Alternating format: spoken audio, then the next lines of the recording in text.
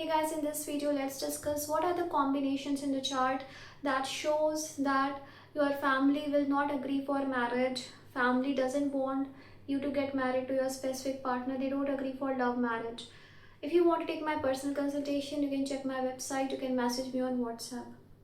Personal consultation is not free, so please don't message me for free consultation.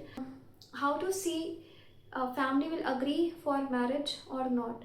So first, the important is the 8th house. If you are looking for a partner's family, for your family it's the 2nd house and the 4th house.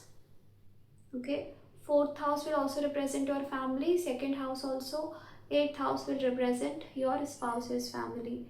So will the spouse's family agree for the marriage? So if your 8th house has benefic planets, its lord is well placed, it's good, in a good dignity, then your partner's family will agree. You will have good relations with them. You can check it in the D1 or the D9 chart.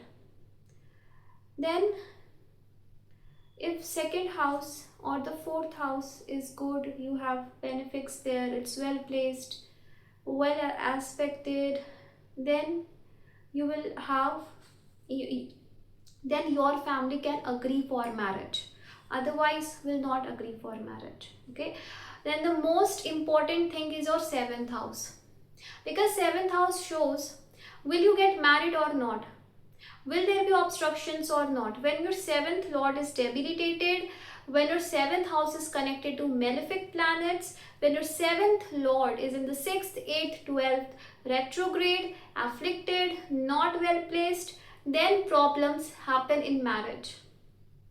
And these problems can be anything. Partner is not agreeing, family is not agreeing, anything. 7th house is the main. Although the 2nd house, the 4th house for your family, then the 8th house for your partner's family, it is important. But first step is your 7th house. This only will confirm about you will get married to your partner or not. Then comes Venus and 5th house. Venus is the planet of love. If it is combust, if it is afflicted by malefics, if it is debilitated, it's not in a good position, then it is very hard to have love marriage. You can check it in D1 and D9, both the charts.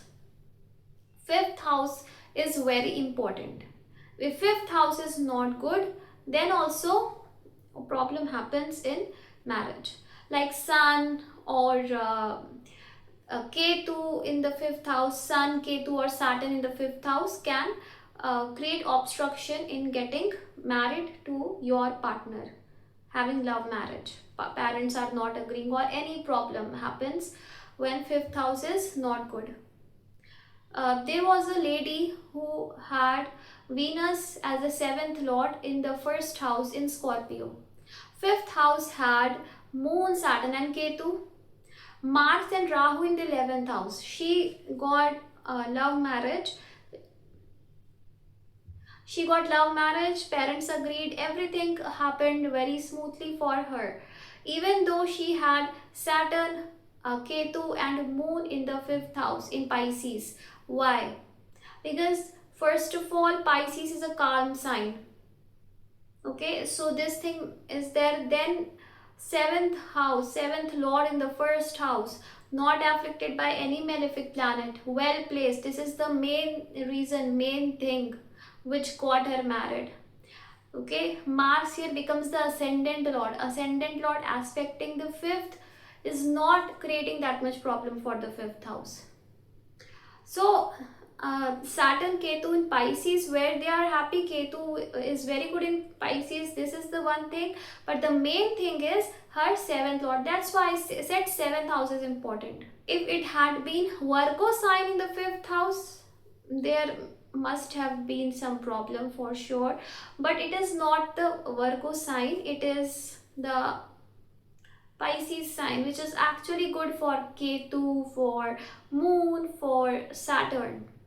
Okay, so that is why she got married very smoothly. No issues happened, early marriage happened.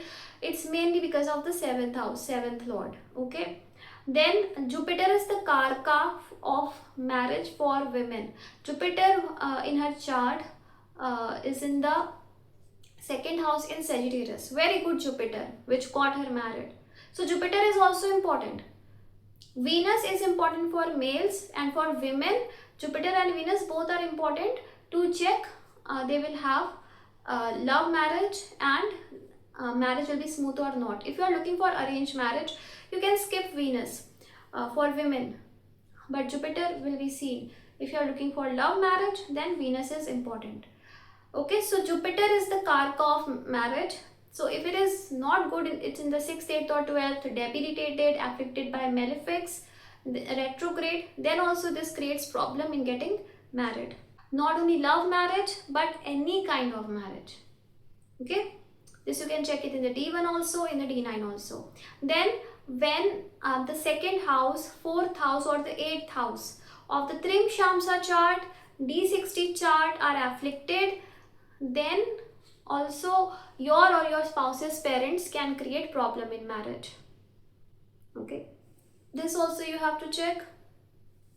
Then you have to check the condition of the then you have to check the condition of the 7th house, 7th lord. Then you have to check the condition of the 7th house and 7th lord in the D60 chart.